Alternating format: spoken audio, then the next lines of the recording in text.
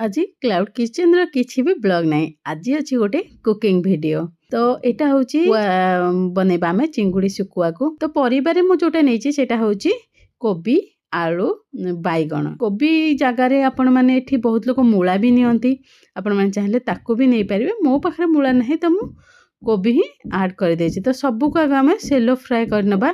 समान शेप रो काटी दबा। आगो कोबी आलू टिके अधिका सिजिबो आ मोर बैगण बहुत सॉफ्ट थिला तो टिके सेटा कम सिजिबो। एथि पई ताको मु टिके पछरे पकेइछि। एबे आछले सबटु हार्ड काम जोटा कहले सुकुआ भाजिबा। एठी लोक माने मोर ऊपर काम करूछंती तो मु सुकुआ वगैरह अवॉइड करे।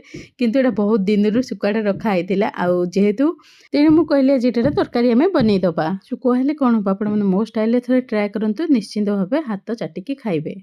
तेल फुटे देली पियाज फुटे देइची जीरा टिके फुटन दे दीची ता संगे एठी बेसर ऐड कर देची। बेसर रे आपण माने रसुन अदा पियाज जीरा सोरिष एतिकी मु नेइची। आपण माने चाहिले आ संगे आ जति किछि एक्स्ट्रा नियंती ताल नै परिबे। सोरिष को टिके कसी नबा। बहुत लोक कहंती सोरिषटा कसिले पिता हे जाय किंतु मोर तो केबे हुएनी। जो बड़ साइज रे टिके सोरिष सेटा को आपण माने नियंतु आपनकर भी सोरिष केबे पिता हबो। तापर सेथिरे लूण हळदी आ मु एठी पकेइची किचन किंग मसला टोटली ऑप्शनल।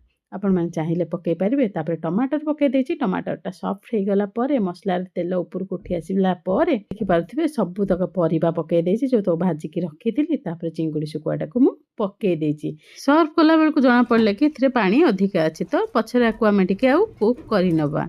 आकु आउ टिके ड्राई करि देले आर टेस्ट बहुत ही भल आसीबो। आपण माने घरे ट्राई करंतु आ केमित लागिले मते कमेंट बॉक्स रे कमेंट करि